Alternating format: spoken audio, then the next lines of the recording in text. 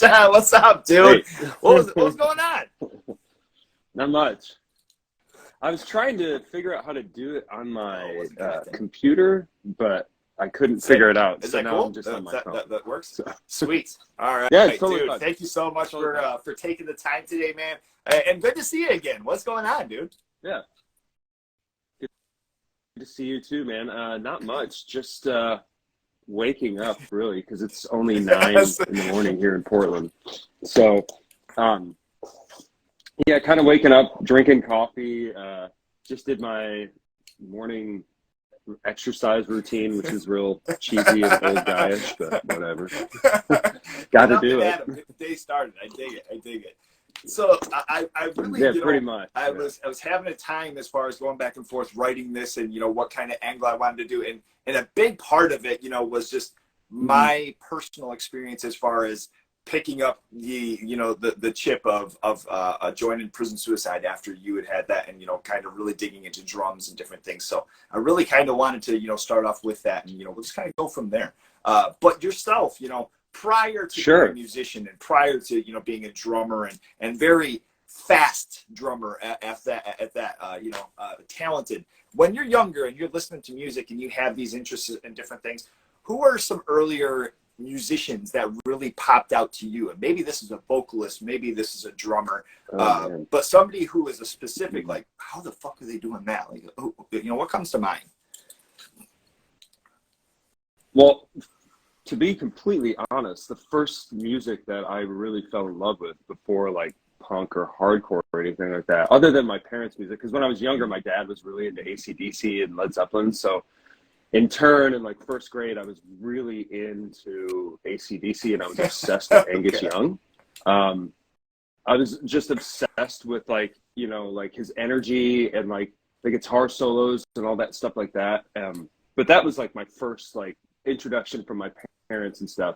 I was obsessed with AC/DC, but the first music that I really got into, that I became obsessed with, was hip hop, and specifically like Public Enemy and De La Soul and Third Bass, things like that. So this is like 88, 89.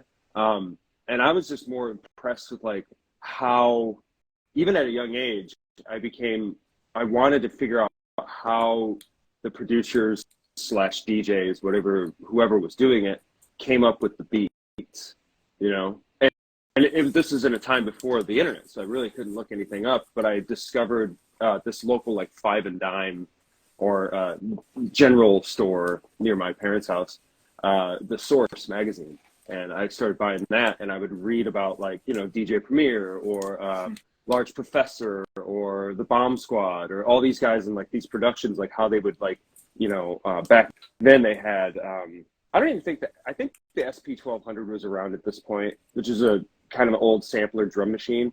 But either way, it went from like you had 8 seconds of sampling rate to 12 seconds. So you had to find 12-second snippets to put together a song.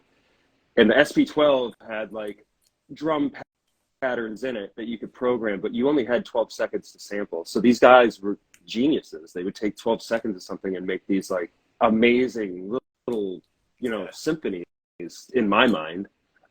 So that was my first obsession. So I became obsessed with producers in hip hop at a young age. But then I was actually thinking about this when I was pouring my cup of coffee, because I thought this question would come up, and I was like, when did I get into like punk and decide like I want to play drums or I want to play music? And I want to say it was like the late winter going into spring of '92. So when Smells Like Teen Spirit was on MTV, and I remember seeing Dave Grohl and like that intro when he's like doing the and I was like, I want to do that. That's what I want to do for my life. Like I want to do that.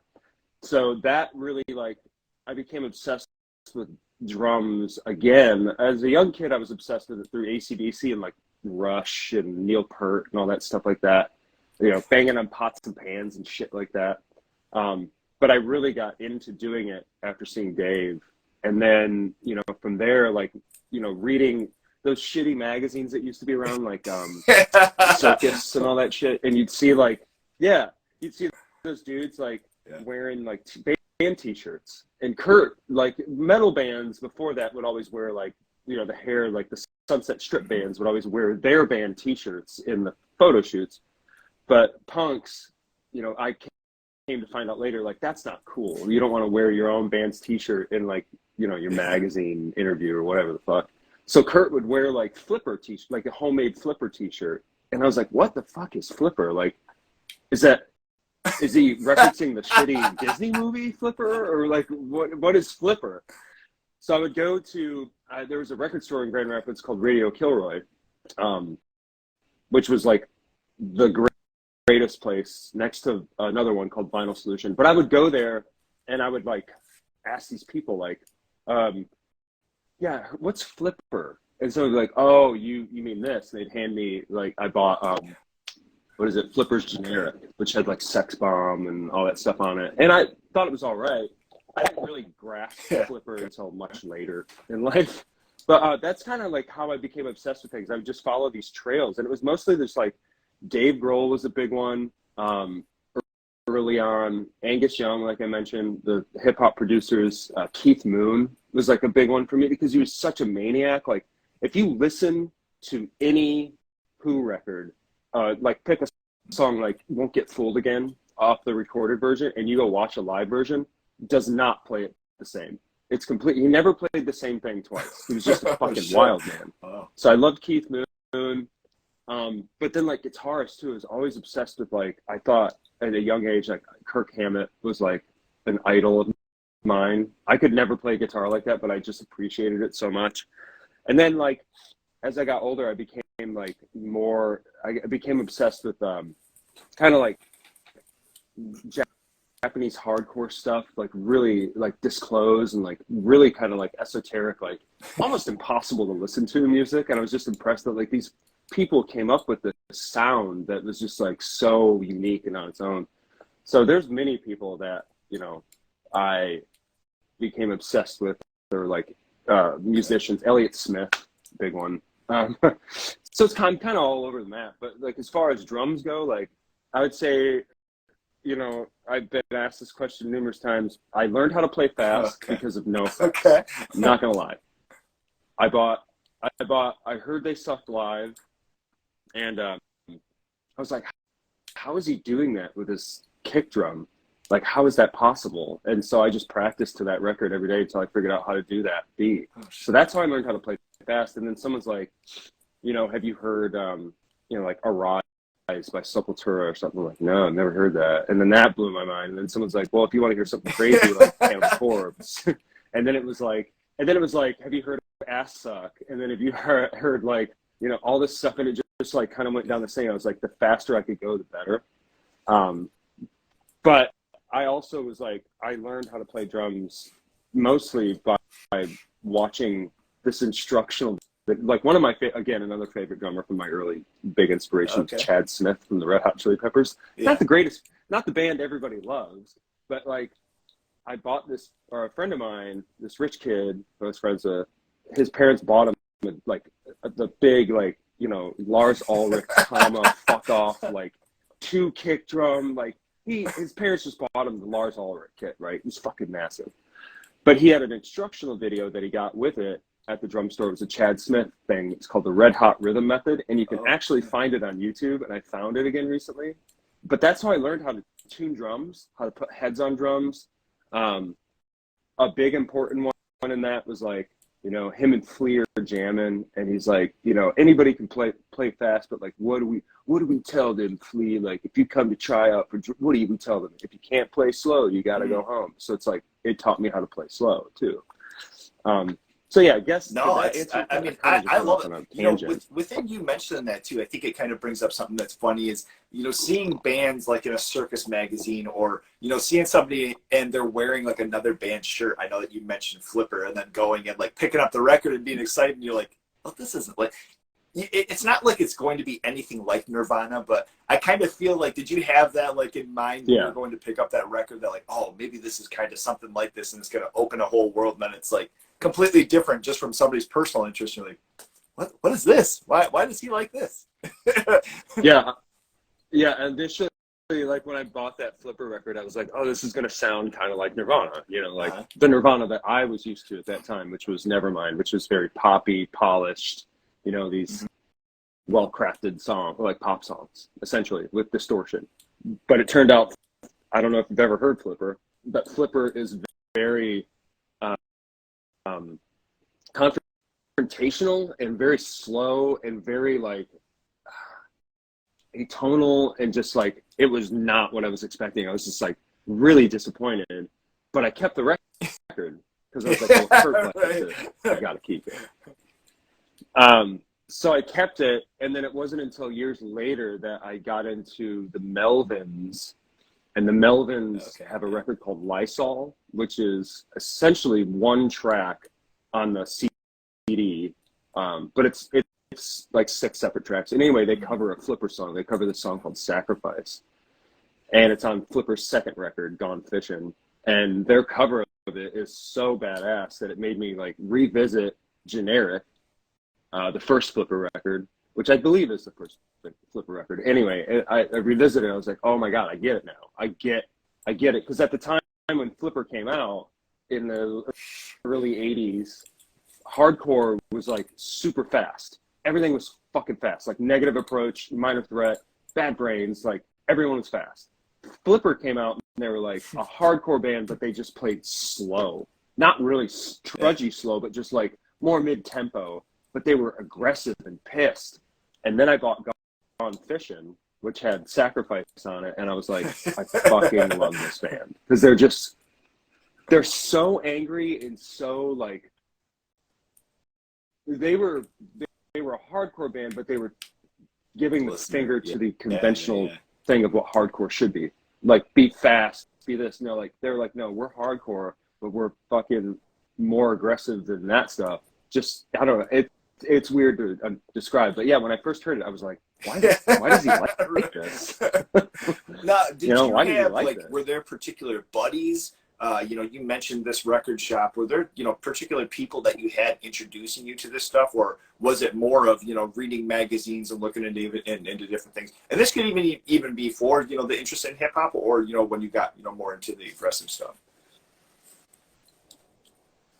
Oh man, so basically, I guess I'm a child of parents that had me too young. They had me when they were 17, so they were working a lot. So I spent a lot of time watching television, and it was at the time when MTV was just getting its legs. So I started watching MTV probably when I was like, early memories I have is like when I was like 3 or 4, watching MTV and seeing the video for Michael Jackson's Thriller, and it scaring the shit out of me.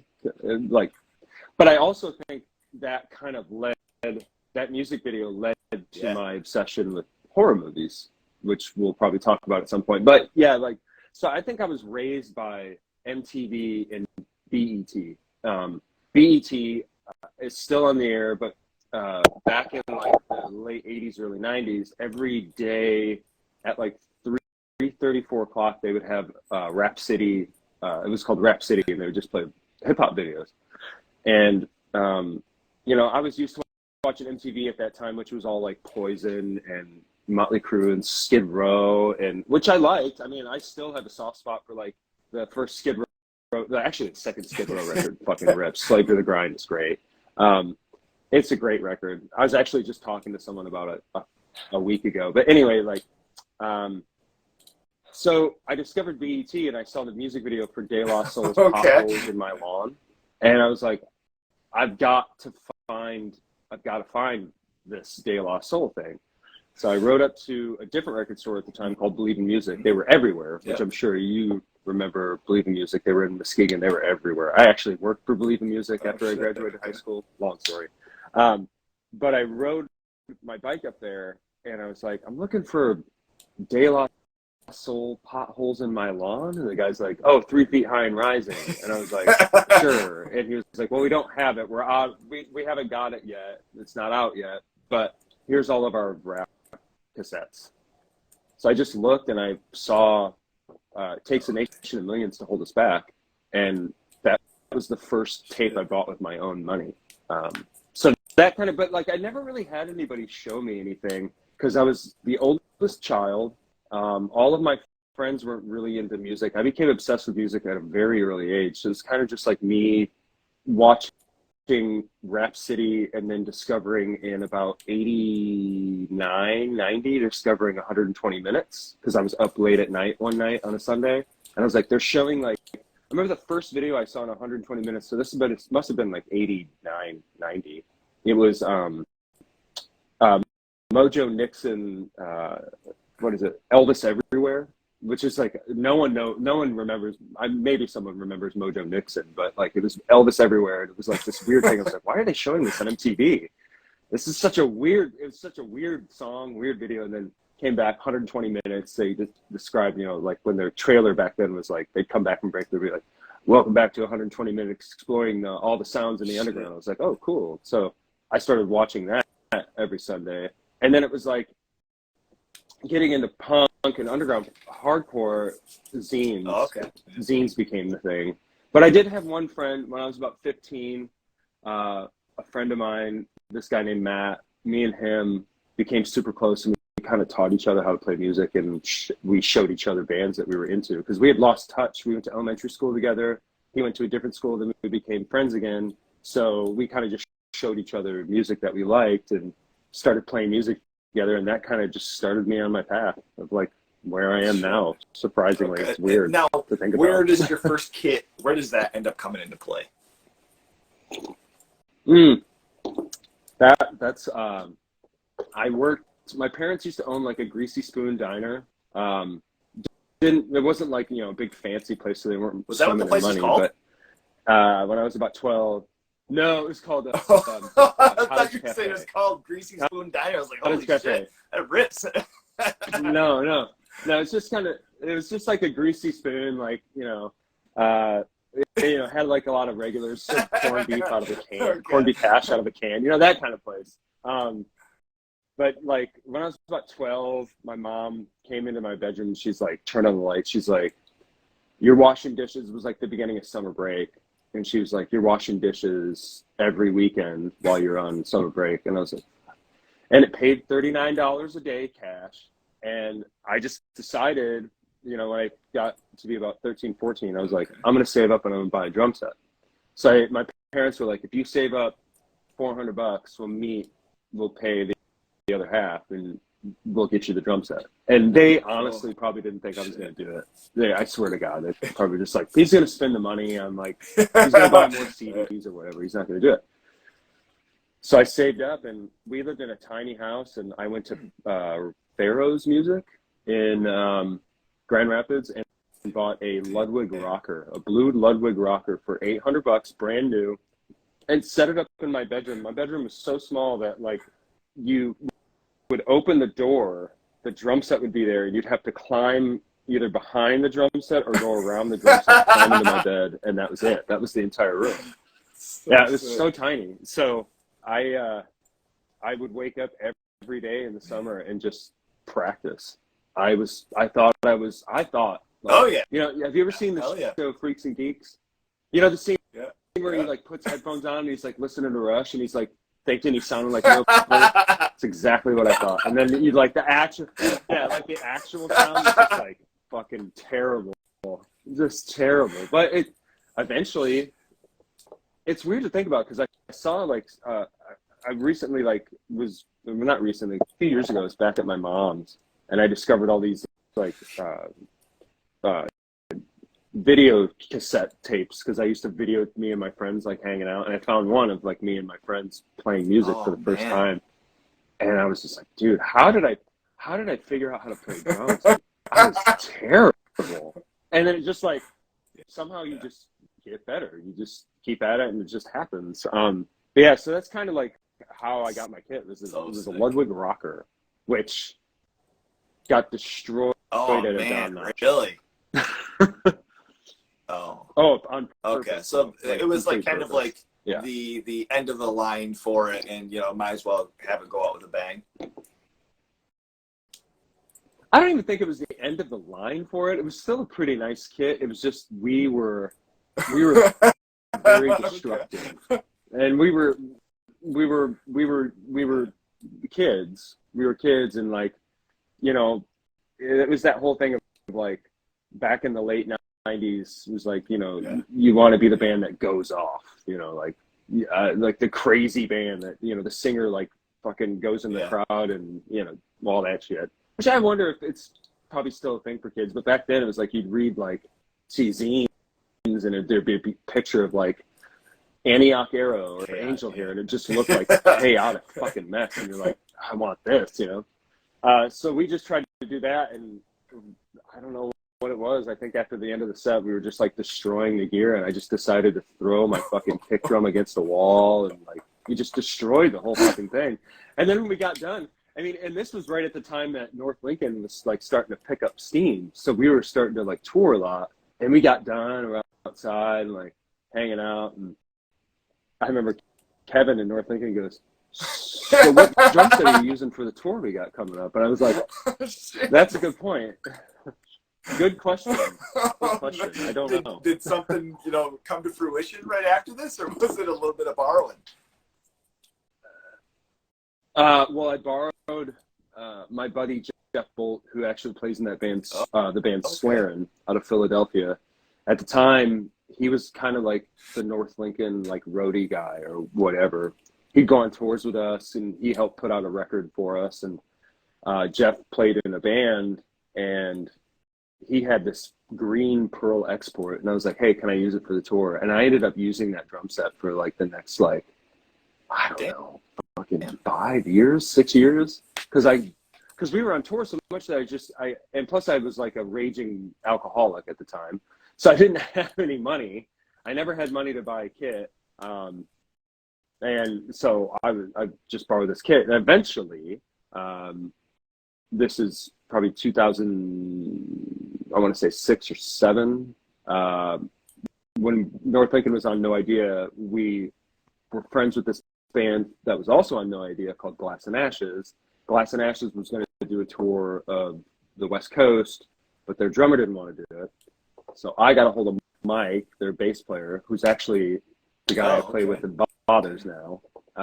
Weird. Yeah, it's all connected. And I was like, hey, like, you guys are touring, but I hear, you know, Mike doesn't want to do it. I'll do it, but I need a kit. And he's like, well, I got a buddy that works at DW, and I can get you one of those, what is it, scratch and dent kits, whatever. Like a hoop. A hoop is like bent or something. It's something small, nothing that would harm the drums or whatever. And Mike's like, all right, I got you a kit, fly out. I was ready to fly out and start practicing with them, but it fell through. And I was like, oh shit, well, you still have that kit. I need a kit. And he's like, yeah, I'll ship it to you. Cause he worked at this place called Kama Sutra in Ventura, which was like a sex toy mail order thing. And he worked there for years. So he had a way to ship it to me. And he sent me this whole PDP kit for, fuck. It was like a brand new PDP kit. And I paid $110 total for it. Yeah. So that I used for years until I moved out here to Portland. And then now that I live in Portland, there's a fantastic drum shop here called Revival Drum Shop. What up, Revival guys? No one's probably watching, but it's the best drum shop in the country, I think. Jose, the owner, played in The Breeders.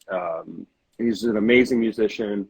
Anyway, so now I have like this vintage drum shop where I buy all my shit. And it's funny, you mentioned that spot. I've heard of it before, and if at some point I'm on the West Coast, I'd love to check that place out because it sounds awesome.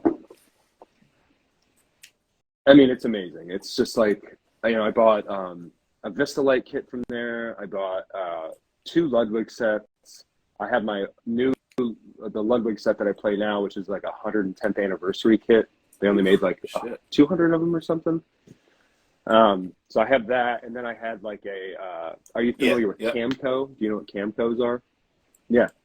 So I had a Camco kit, which is like hard to find, and I don't know why, but I sold it back to them or traded it in so I could get a Vista kit, which I think is done now. I should have kept the Camco because they were so fucking nice. But yeah, that's how I got my first kit. Now, and all the other. Do you have is the lime green one that I've seen in pictures?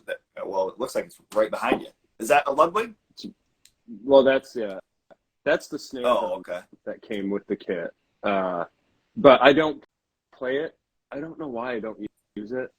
I don't. I'm like, part of me is like, I just want to keep it, and it's never been played. It's like perfect condition. Oh, I use it as a decoration now. But I should play it because it's a 6x5, a 6.5 by 14. I want to say it's a 5-ply or 6-ply maple shell.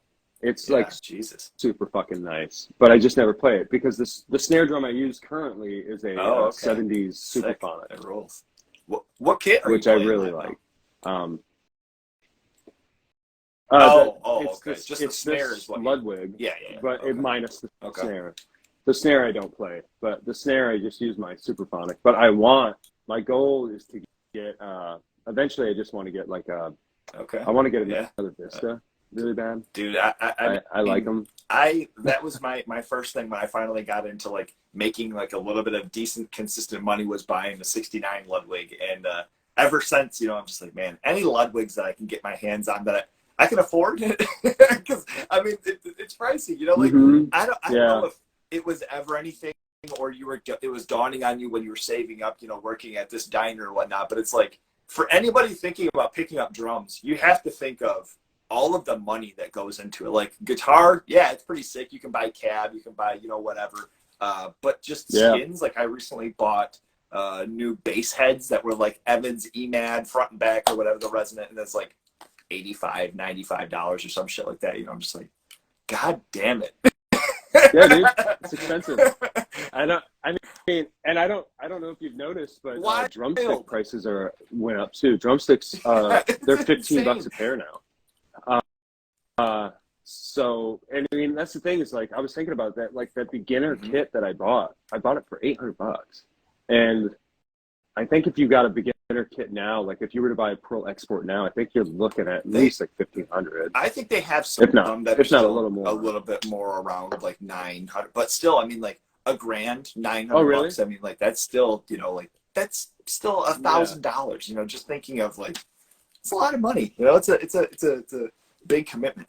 Yeah, but that's the other thing too, is like if you're buying like the entry level kit, sometimes they'll include hardware with it, and sometimes they won't.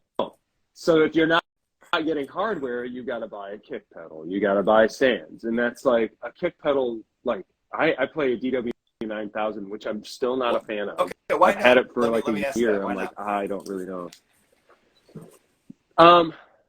It's a great pedal, but it's like, how do I put it? It's like super smooth. Okay. It's far too smooth, if that makes sense. Like it's like, you don't really have to work for what you're doing.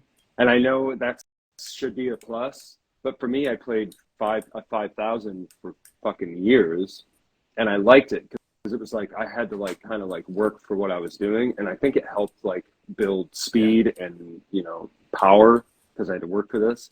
But the 9000, it's just like, dude, it's smooth. It's like a Cadillac. It's so smooth, and I'm like, it's cool, but like I haven't seemed to gotten used to it yet.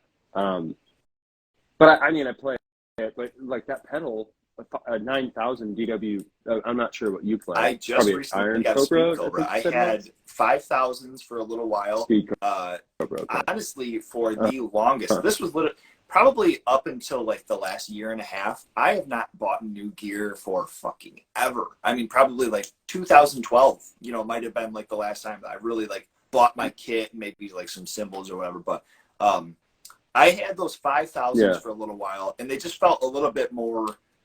Obviously, I mean, it wasn't clunky or anything like. It just felt it was like a little bit heavier than like, because I had 7000s, which was like a single chain, and I had those for years. And I got the 5000s, and like, though it felt more quality, and there was a lot of adjustments, a lot of different shit you could kind of mess with.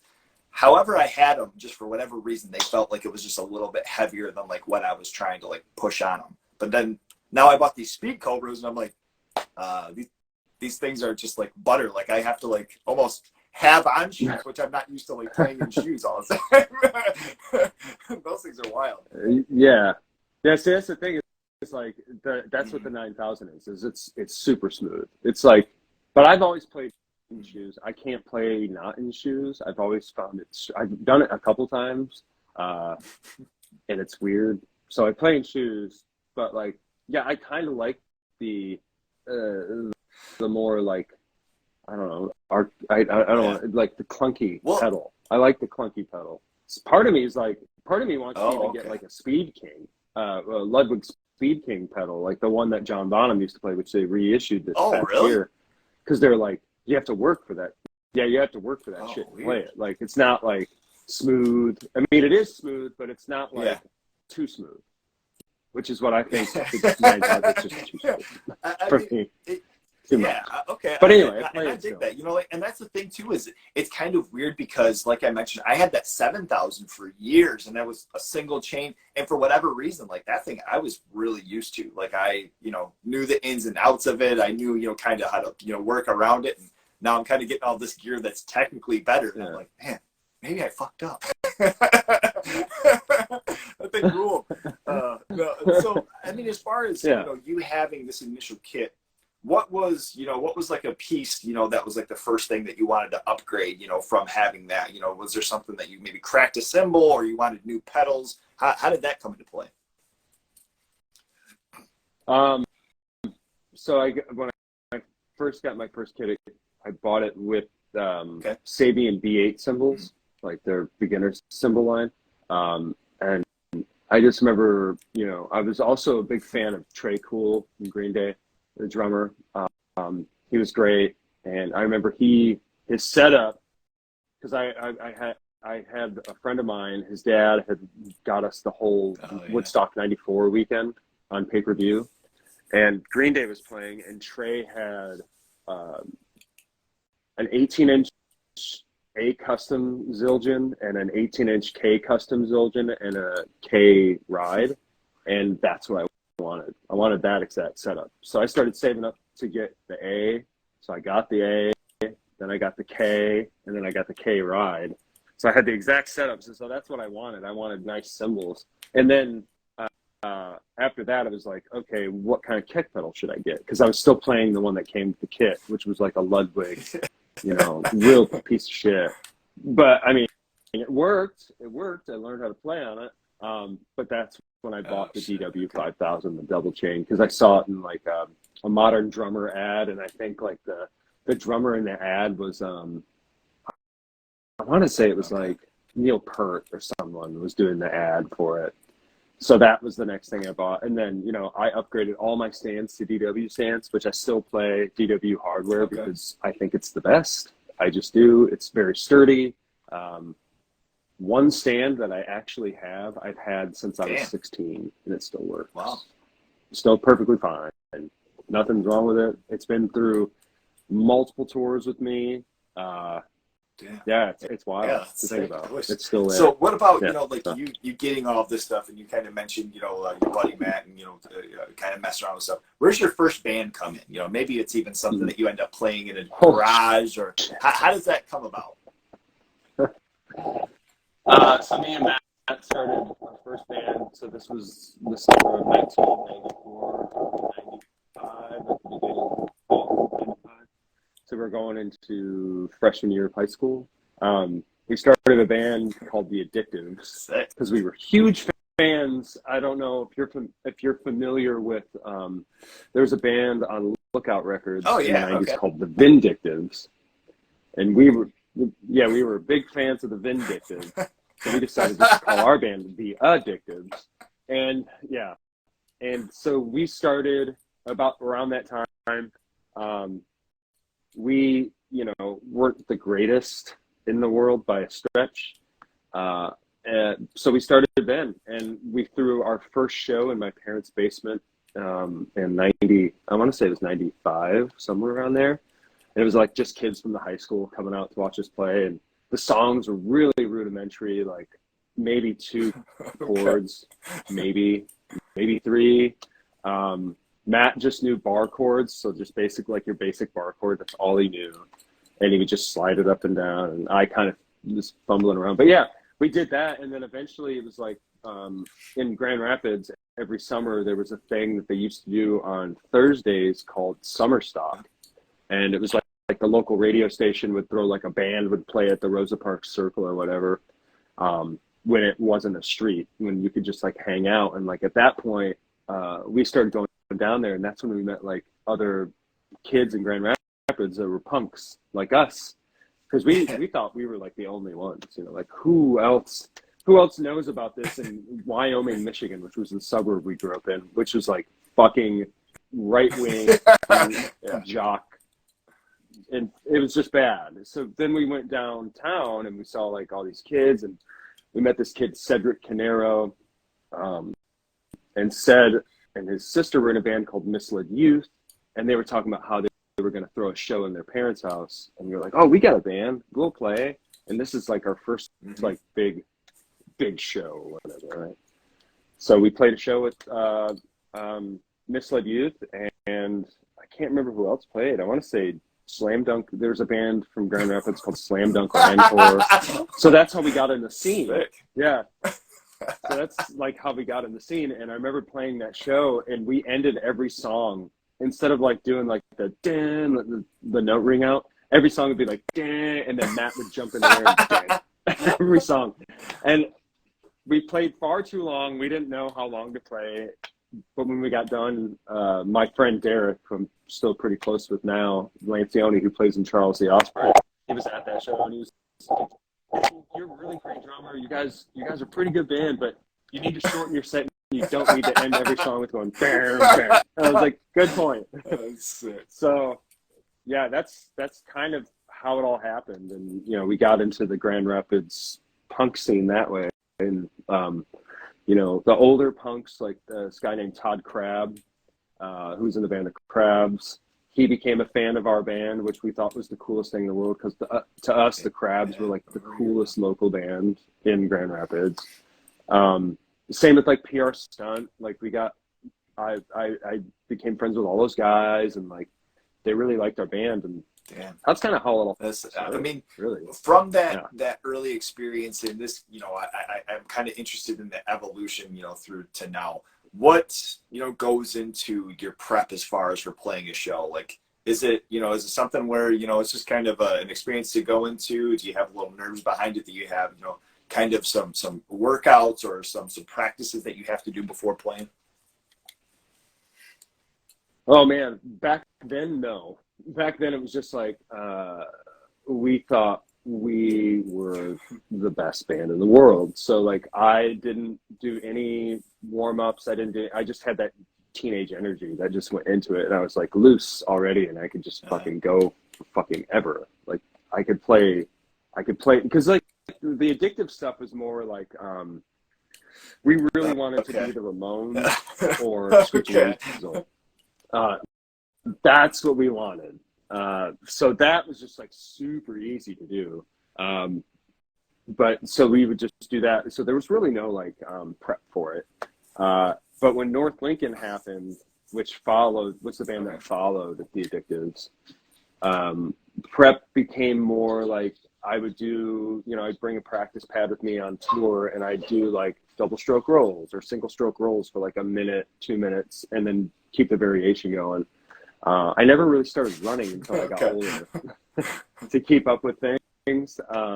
But yeah, mostly now it's like to warm up, I do stretching, do a lot of like stupid, you know, take the sticks in both hands and pull them out. And then like, you know, wiggle. I took a couple lessons when I first moved here to Portland, which I've never taken lessons in my life, but I decided I wanted to take lessons because Revival you could take lessons from Spit Sticks from Fear. Holy shit, really? Which is one of my favorite bands. And yeah, Spit, Tim is his name, but I was like, oh shit, you can take lessons with Spit Sticks from Fear. Damn. This is fucking rad. Because he lives here. So like I started taking lessons with Tim, and Tim would tell me, you know, like before I play, like he does like some double stroke rolls and stuff, but he's like, mostly before I play, I just kind of do what he's like, have you ever watched like Kenyan runners? Like before they start running distances, they just shake their legs and shake their arms out and then stretch a little bit. And I was like, oh, that makes sense. He's like, yeah, because if you think about it, we're using all of our limbs. We're kind of running in a sense. So it's like if you shake out, do a couple leg stretches, shake out your arm, stretch out your arm.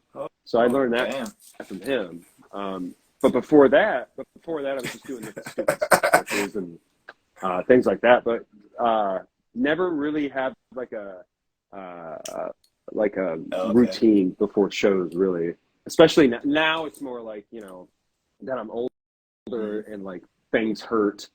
I definitely stretch more, and I still do. I try to, if I have the time and there's space to do it, I'll bring my practice pad and I'll put it on my legs while I sit on my throne, and I'll just put headphones in, and I'll just like, I have like rudiments like recorded that are just like, you know, it's just like a metronome just going, and then it's just like right, left, right. Oh, It'll tell you what to do. So I just do right. that. No, I mean that's awesome, Yeah. and I just appreciate hearing these things just out of the different variations. You know, of like some people still through all these years don't do any stretching, don't do any practicing, which I still don't understand. I mean, especially getting older. You know, I'm like, No, I don't get that. only in my mid-30s, but you know, it's like, man, if I just jump cold, you know, into like doing this. This last month, it just so happened we were all at a show. Like, we weren't supposed to play or anything, and Brett's like, hey, do you want to play tonight? Because one band dropped. And I'm like, not really. Like, I you know, we can. I'm not going to say no, but like, I need to, you know, but and it went fine. You know, it went all right, as good as it can. But it's just kind of one of those things where it's like, man, I kind of want to have like my head in a space where I can maybe do a little bit of practicing earlier in the day, or, you know, do some like running, get some stretching going. And so I love hearing that. You mentioned within, you know, like this next band being North Lincoln. Now, do you get to, you know the other guys in the band through this first band, and as far as just doing different shows, or how do you get to meet those guys? Brian, the bass player, vocalist of North Lincoln, was in a band called Drive at the same time the Addictives were around, so in the mid-90s, late 90s. And our bands played together a lot because we were both very similar in style. They were more of the, I'm not sure if you're familiar with the band Crimpshrine at all from Lookout Records. Crimpshrine was very important to a lot of us in Grand Rapids. It was a very big deal. They were one of my favorite bands of all time. They're a Bay Area Lookout Records band. Aaron Comet Bus was the drummer. Aaron went on to do Pinhead Gunpowder with Billy Joe, Armstrong, and all that stuff. But Drive sounded like Crimpshrine, and I loved them. So I became close with Brian and that band through that. And Kevin, the guitarist vocalist of North Lincoln, he was mutual friends with a friend of our band, The Addictives. So this guy, Nate Schneider, knew Kevin. Kevin played in a ska band at the time called Backpacks out in Jenison, Michigan. And we had this show, The Addictives had this show at 10 Weston where Matt, the vocalist, my buddy Matt, didn't want to play guitar. He just wanted to do vocals because at the time he was getting really into Agnostic Front and like that kind of thing. So he just wanted to kind of do like the Roger Murray, you know, kind of thing. And he really wanted to be a vocalist because he's not the best. And I know Matt will not get mad at me saying this. He's not the best guitar player in the world. He's pretty bad, actually. But he can write tunes. He can write melodies and tunes, like very, very kind of caveman-y. They're not like flourishy, but he can write a tune. But as a frontman, he's got that thing. He's a very good frontman. He's got that thing. So anyway, Kevin, you know, we were trying to figure out who's going to be a second guitar player for the show. And my buddy Nate was like, oh, my buddy Kevin who plays in Backpack, he can do it. So that's how I met Kevin. And when Kevin and me started practicing with the Addictives for the show, we got to talking because I saw he had a slapstick shirt on, and I fucking hated slapstick. I didn't really like ska a lot. I mean, when I was a kid, I liked Mustard Plug. And I don't mind traditional ska, like Hepcat, the Slackers, like old school shit. But punk ska's never really been my thing, except for like maybe the Boss Tones. Anyway, he had the slapstick shirt on. I was like, oh yeah, have you ever heard the Broadways, which is the band that Brendan did after Slapstick? And he's like, I fucking love the Broadways. And I was like, oh, how about Tuesday, the band that Danny did after Slapstick? And he's like, I fucking love Tuesday. And I was like, have you heard the new band, Alkaline Trio? And he's like, oh, I love Alkaline Trio. I was like, we should start a band. And he's like, let's do it. And I was like, well, I've got this friend. He plays drums in a band, but he really wants to play bass in a band. his name's Brian, plays in the band Drive. And Kevin's like, oh, I know what Drive is. So he's like, well, let's get together on a Wednesday. This was the summer of 98, 99. He's like, oh, let's practice next Wednesday. We'll just all get together and see what comes out. And so we started playing together, and it was like pretty much immediate that we started writing songs. I think in that first practice, our first time playing together, we wrote like 4 songs. And we weren't called North Lincoln for the longest time. We were called, in the tradition of all of the late 90s, like punk, hardcore, emo, whatever you want to call it, bands, we were called Last Hero Down. Okay. Very dumb name. Very dumm name. I could have been convinced that was cool until you made that face and then added the very dumb name. I mean, I was a big fan of like, I'm a big fan of Jawbreaker, but I also, at the time, I was really into His Hero Is Gone. His Hero Is Gone is like one of my favorite bands. But it was a thing at the time in the late 90s. Like every band had these long fucking emotionally charged names. Like my buddy Jan was in a band called With Arms Still Empty, you know? And so like we called ourselves Last Hero Down, played a show with this band called White Vinyl Ragtop, who was around at the time. They were terrible. It was like Christian. There's like this weird Christian scene out in Granville, Jenison area. And we played this basement show, and I still remember like all the crusty gutter punk kids that liked the Addictives and that I was friends with came to see the first North Lincoln show, and we were playing this kind of like Jawbreakery, like emotionally aware punk rock that we all liked. And I just remember like these crusty kids, like painted leather jackets and the fucking charged hair, watching our band. And I just remember them looking at each other, just like, no, and just leaving. Oh, no. Yeah, they were just like, no, we can't get this fucking emo shit. We can't get into this. But yeah, then we changed our name to North Lincoln, and then we started we just played constantly. Okay. Just constantly started playing, and that's kind of how the band started. We were just like, it happened really fast. Like everyone was on the same page, knew what we wanted to do, and we knew that we didn't want to just stay playing in Grand Rapids, because me and Kevin and Brian all had Maximum Rock and Roll subscriptions, so we'd always get booked on fucking life. And so we were like, oh well, we can just tour. Kevin bought a tour van, and we went on our first tour in like 99 or 2000, like really soon right after we started playing.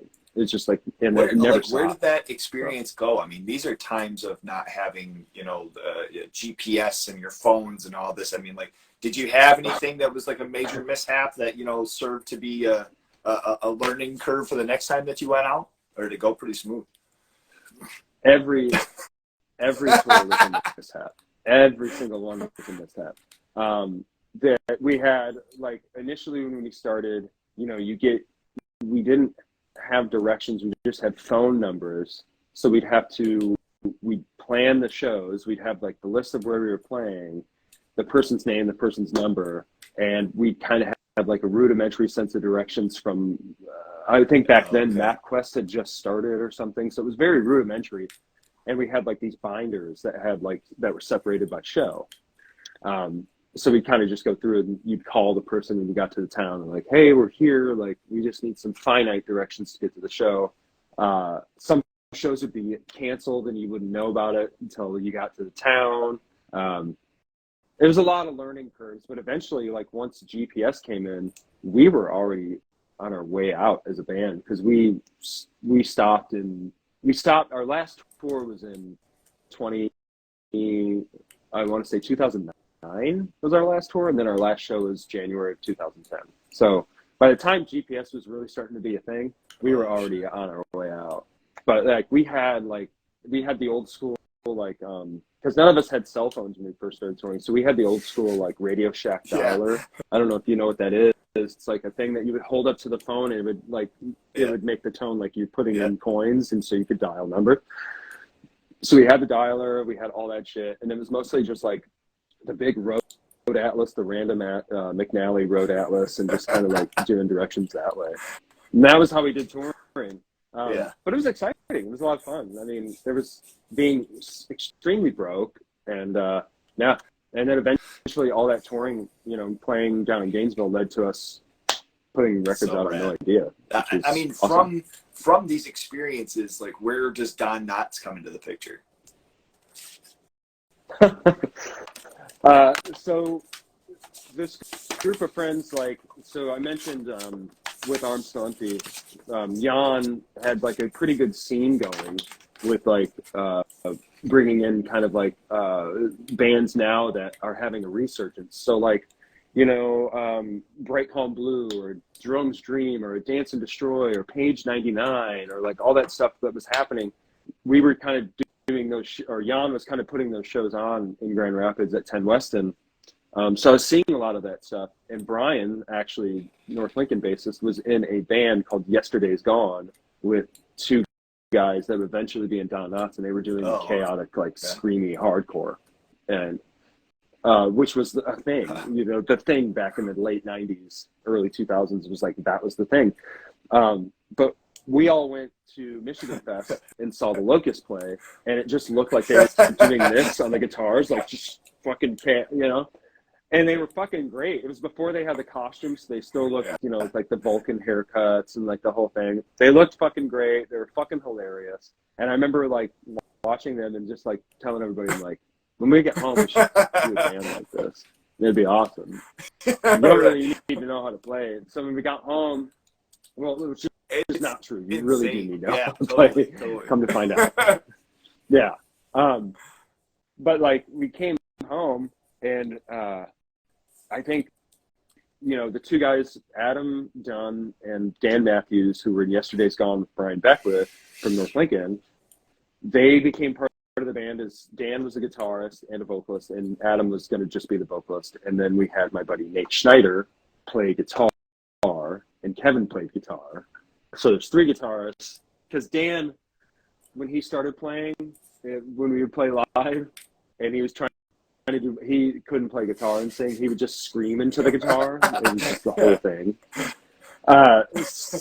It was just chaos. So that's how Don Knotts started. We were just like, we would take, you know, I like one of my favorite things was I think Dan did this. I don't know who did it, but you know, Blink-182 was big in like '99, and Dan had taken one of their songs and just reversed the riff, dropped it down to D, and played it super fast. And we were like, he was like, yeah, this is a Don Knotts song. I was like, oh, that's cool. I was like, how'd you write this? He was like, oh, it's just this Blink-182 song that I just tuned down and reversed the order of it. And I was like, that's fucking hilarious.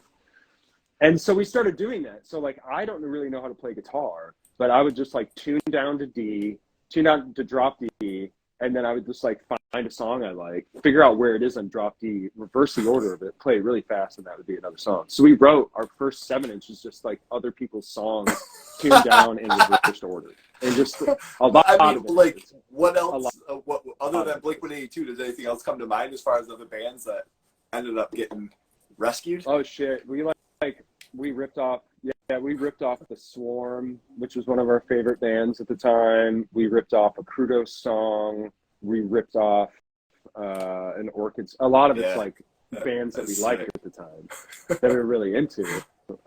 Dan was always the guy that liked cheesy pop punk, so it was a lot of like Blink-182 stuff. But like Nate was a big metalhead, so Nate liked metal songs. So he would take things that he heard in metal songs, just like stupid small riffs. Like there's one song on the 7-inch that's like, I don't know what song it's, because they all have dumb titles. But one of the songs that starts off with me and Nate playing, like I'm playing like kind of like a tribal drum riff. That guitar part is just a metal song that he'd heard, and he's like, oh, this would make a cool song, Don Knotts. It's just this one riff. So he took it and made a variation on it, and it became one of the cooler songs in the record, I think. But so yeah, it's just a lot of like Crudos, Dystopia shit, you know, whatever, things that we were really into, that we were just like, let's just fucking reverse it, tune it differently or whatever, and just make it a song. So that's how Don Knotts started. It started as a joke, and then it became pretty popular. And you mentioned, so the whole aspect of like, you know, you hear it and it's just like, this is just a bunch of fucking goofballs who are throwing whatever, you know, at their instrument and, you know, making it 15 minutes and that, you know, and then just getting up and leaving. But where is your, you know, your approach as far as playing drums to this stuff? Because if you're listening to, you know, the Locust, or even something, you know, to the effect of like Horse the Band, you know, and you're kind of like breaking down, listening to like the drums, especially, you know, there's times where it's like, holy shit, what the fuck are they, what are you doing? You know, you really have to go back. Like, where was that inspiration for you as far as taking on playing this style? Crossed Out was a big one for me. Crossed Out, Infest, obviously the early Locust records, anything that was kind of on Gravity at the time in the mid 90s. So like Antioch Arrow, Clickatat, Gatawi, Angel Hair, Heroin, like that stuff was like big influence on Don Knotts for me. Like trying to figure out how to play blast beats was real hard. It took a long time. I still, like, back then I could do it really well. Recently I sat down to try to play blast beat and I'm like, I can't do this anymore. Like, I don't know how I did it. But a lot of it was like, you know, Napalm Death stuff, like Cannibal Corpse, like anything that was like that. Like, it was like, okay, I would like listen to what they were doing and try to piece it apart in my head. Like, try to hear, like, okay, where's the kick landing? Where's the snare landing? Like, how is he playing his hi-hats? Like, what's going on here? So that's how I kind of like, that was informed myself. That and like Reversal of Man, Combat Wounded Veteran was another one that was just like, you know, I tried my hardest to rip off that guy's drumming style, the dude in Combat. A lot of the stuff in Don Knotts was like a lot of, you know, Combat and Crossed Out and things like that. Like that was Don Knotts. Sprinkled with a little bit of like Gravity records, like disjointed kind of like off-kilter drumming, which was a lot of Gravity stuff at the time. But yeah, it's like Combat Wounded Veteran was a big one for me because I don't know if you've ever listened to Combat, but there's a record they did called I Know a Girl Who Develops Crime Scene Photos. It's a great record. It's a record that you put on at night if you want to lose the lease to your apartment. It's audibly like offensive. It's just like an offensive record, like sounding. It just sounds offensive because it's everything like. I'm friends with Dan, the bassist, who eventually ended up starting the Holy Mountain, and me and him and Damien actually did a project together, which I hope will see the light of day at some point. You're talking recently, but right? Dan was telling me when they were, Dan was telling me a long time ago about that Combat LP. He was like, well, when we recorded it, we just wanted everything to have distortion on it. So the drums have distortion on it. Everything has distortion on it. So it's like sonically offensive. But that dude, the drumming on that record, that guy could play blast beats better than anyone. I mean, they are fucking pristine, and every hit is like on mark. I mean, he's a great drummer for that kind of shit. I mean, I don't know what other bands, and then also Assuck was a big one too. Assuck kind of like taught me how to do that shit. So yeah, that's kind of how it informed my I mean, and so, you know, we're touching on offensive, and for whatever reason, I've always thought that this was funny. But you know, bringing it into Prison Suicide, how do you go to meeting these fellas and this band becoming a thing? Well, Damien I've known for years, because he was in a band called Coal Black Horse a long time ago. You're gonna come with me. We're gonna go to my house, through my house, because I'm gonna get coffee because I'm fucking thirsty. But Damien was in this band Coal Black Horse for a long time. My wife's that's sorry about the white noise to the dogs. But Damien was in this band Coal Black Horse. Okay. He played with North Lincoln a few times. His coffee is burnt. But whatever. But he played in that band, and so I knew Damien through that. And we've just been buds for years. And then Brett, I'm not sure if Tim was in this band with Brett. I want to say Tim was in the band with Brett, but Tall Ships? Was Zach in that too? Oh, wait. Okay. No, I don't think so. Was he? I don't know. But yeah, so I've known Damien for years. And then before I moved out to Portland, I was in Vertigo, and anytime I'm in Vertigo, it'd be like, you know, I would always go on the day that would always be like Brandon Hill and Damien working, and we would just fucking talk about hardcore and metal.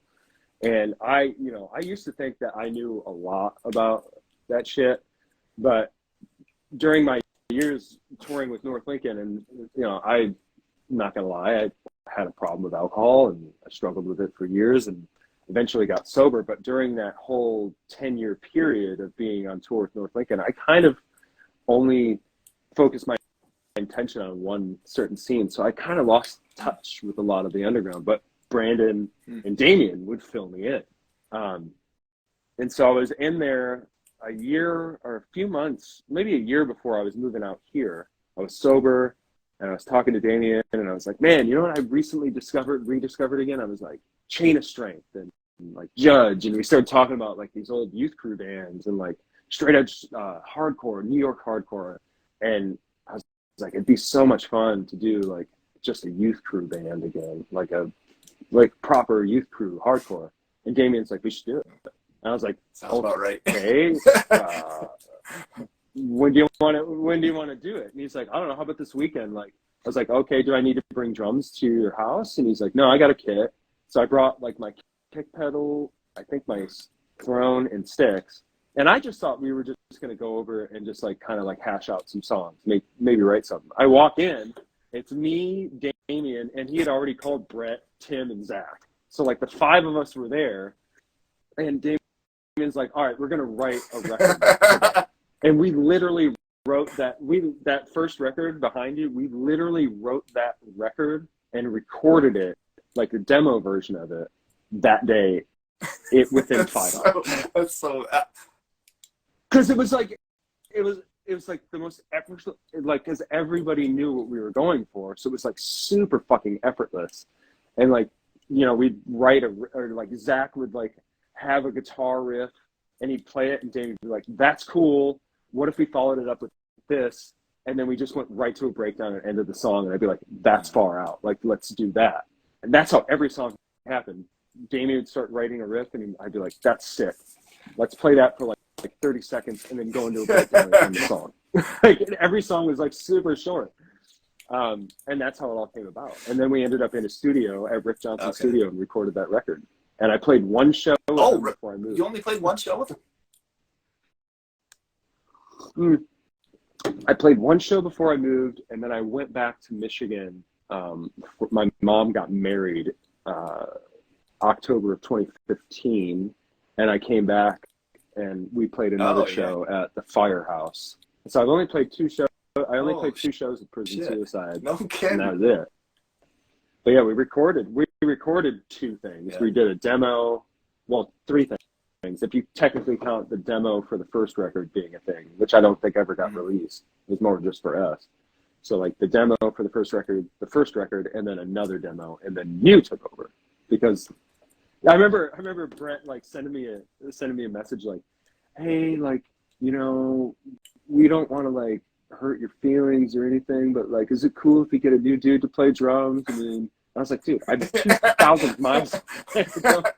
Totally fine. I love all of you. I'm still friends with all of you. I don't care. It's not a big deal. I understand. It was funny. So like, I totally initially had like been doing this little thing, you know, with like Brett, and we had like a couple of practices, and you know, but it was just something where he was like, it's a little too metally, like I'm not, you know, really like big into it. So I knew Brett from doing that, and then it was, you know, kind of from there, I was just, you know, like exiting out of the band that I was in, and I had messaged him randomly, and he was like, oh, well, our drummer like just moved to Portland, and so like if you would want to come and like we have a show, you know, or like if you would want to, you know, maybe like try out whatever, My initial thought was I'm thinking Portland, Michigan, somehow. So I'm like, oh, okay, well, he's like in the middle of moving, and they just need like a fill in for like a show, and I'm like, okay, cool, you know, and I'm like, you know, rad, no big deal. And I was like, you know, if you know anybody else who's looking for like a full-time, you know, deal, just let me know, you know, because like I know him being busy, but you know, he's still gonna want to do the band. He's like, no, he's in like Oregon. Oh, okay. So it was fun. So far away. That second demo end up coming into play then, as far as, because I was asking Brett a couple of days ago, like, hey, is there videos of you guys playing live? Because I couldn't find. You played in like a skate shop, right? Oh shit, that's right. We did 3 shows. Damn, that just jogged my memory. So there was like a skateboard park that opened up in Comstock Park, and we played that. That was like our first show. I want to say that was our first show. I think that was our first show. So yeah, it was like we played this skate shop. I want to say that was like April or March or something of 2015. Yeah, 2015. I want to say it was them. But yeah, we played that. It was with us, Known Abuser, who was another band that Aaron Aspinwall did with Damien and Ryan Capoletti, which I'm bummed. I never got to meet Aaron because I had moved when he just moved to Grand Rapids, and I was getting ready to move. But you know, I'm a big fan of Charles Bronson and like the stuff he does, and I'm just like, I always tell Damon, I'm like, I kicked myself because if me, him, and Aaron were in the bed, it'd probably be great. But Known Abuser played. I can't remember who else played that show. I want to say the Lippies might have played. I don't know. It was a long time ago. But yeah, that was our first show. And I don't think there's any video of us playing. I definitely have pictures of us playing a show. There was some short-lived venue on Burton Street, Burton and Hall. I don't even think I had a name. But yeah, we played there with some other bands, and there's pictures from that. I have them on a hard drive somewhere. That was fun, but no video. There's no videos of us playing. But the second demo came about because I was back in Grand Rapids for that October trip, and we just went to a studio with no songs again, and just wrote songs. And you know, one song was like, you know, we'd run through them, and the only way I knew the difference was like Damien would be like, that one has the American Nightmare breakdown in it. I'm like, oh, okay, I got it. Yeah, but between him and Brett, like always something was an American Nightmare breakdown. I'm like, okay, well, which one? Like, is this the slow one or the fast one? Yeah. It's got American Nightmare breakdown. But that's how that came about. It's just it's cool, you know, like as far as like our first conversation and you know, like you having me on your show and everything, and you know, like myself, I've always had like these third party, you know, stories from different things. I was thinking of Zach was in Brothers with Damien. That's how he ended up pulling that in. I don't think he was in Tall Ships. I think that was just Tim and Brett. But then, you know, knowing like everybody from their previous bands and like, you know, my thing stepping in was I had already heard you guys. So I was like, yeah, I'll come and play. Like you know, like that dude's really fast. I mean, and still to this day, man, like going and relearning, I think it was maybe like, I don't know, a week out or something that they had told me that this show was. And it was actually at the Firehouse. We were playing with Fuck You Pay Me. That was our first show. This like small spot.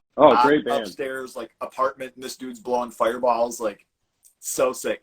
Everybody, that's fucking Urba, man. So sick, man. So it was awesome, but it was one of those things where like, and now it's become, you know, kind of like a funny thing where like as a drummer yourself, I'm sure you kind of fall into, you know, like somebody is like, hey, last minute we don't have a drummer. By any chance, can you know, learn this set because you're going to already be there? I've had this happen a few times now where it's like, you've got 4 days. Like, is there any chance you can pick up these 12 tracks? It's like, sure. But that was kind of like my first time having anything like that happen, you know.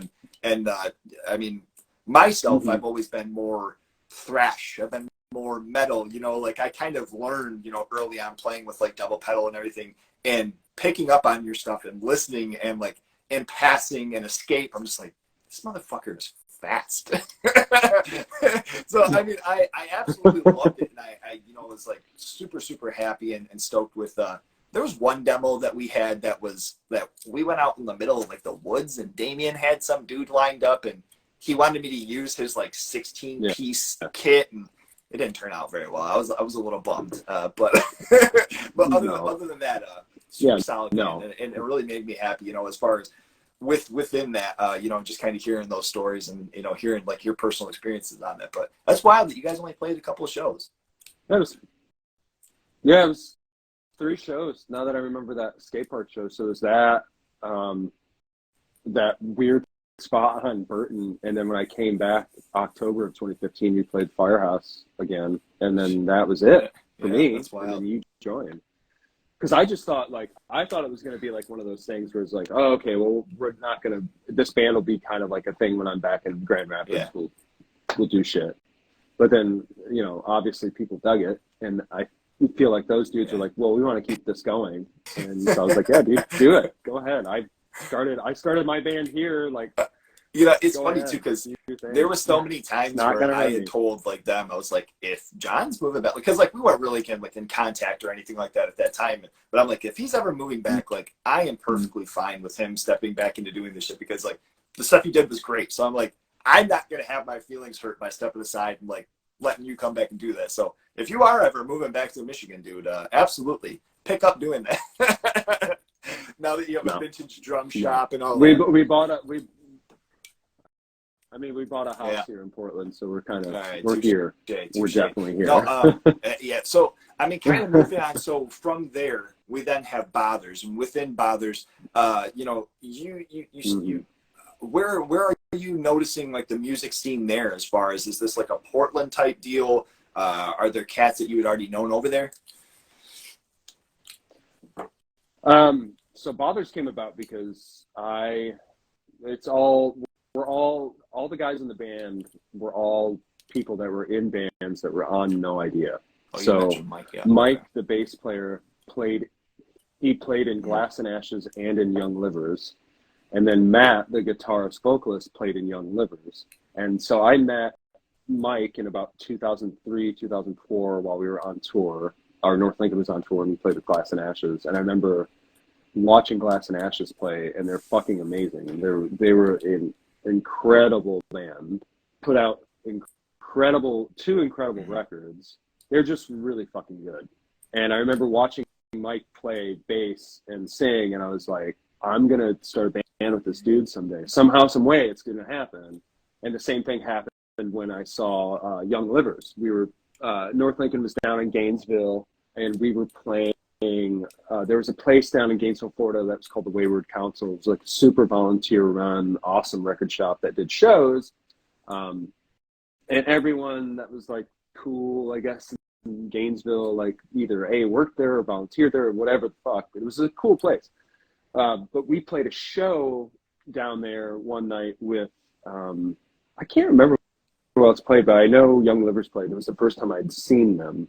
At the time, I'd had the demo because Dave, it's all incestuous here. So Dave, the original guitar player of Glass and Ashes, had left Glass and Ashes, moved from Ventura, California to Gainesville, Florida. And he met Matt, Matt, who's in Bothers, moved there from Pennsylvania with his buddy Jordan to start a band. So they all met and they started Young Livers. And Dave, I kept in touch with Dave, and Dave had sent me the Young Livers demo. And I was like, dude, it's so good. It's so fucking good. The dude singing's got a great voice. I mean, it's just really good. And they did like, Matt's a great guitarist and Dave's a great guitarist. So they, you know, that they're both big fans of Thin Lizzy. So you know the Thin Lizzy thing where like the two guitar, they're both big fans. So you know, like the Thin Lizzy, when they would do their guitar solos, they do like the harmonic guitar solo. So one guy would be higher. So they would do that with their shit. So they'd be like this like cool like punk kind of like weird herky jerky rhythms, but with these cool like Thin Lizzy kind of leads. It was super rad. But yeah, we played a show with them at Wayward Council, and I remember thinking like, I know I could never be in a band with Dave because I've seen Dave in bands and I know what it's like to be on tour with the guy. I'd probably kill him. I love him. I mean, at the time I liked him a lot and I was like friends with him, but I was like, I know his personality. There's no way I could do it. But Matt, I was like, someday I'm going to start a band with this dude too. Chance of all the chance things in the world. I get sober.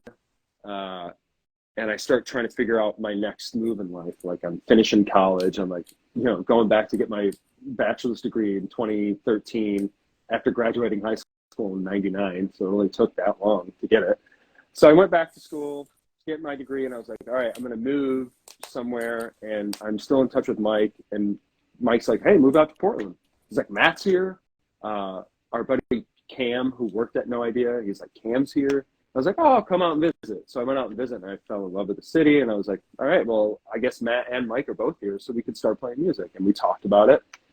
And so I just picked up my life and moved out to Portland to start figuring out what I'm going to do next.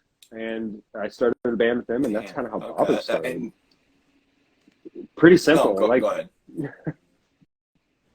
I was just going to say, we had no idea what kind of music we were going to do, like what we were going to sound like, and things took a while to get going. And I think we practiced and wrote music for about a year and a half before we even played our first show. I mean, was it, within that, I mean, and I think it's always something interesting too with, a band that, has three members. It was initially just you three, or were there other pieces too?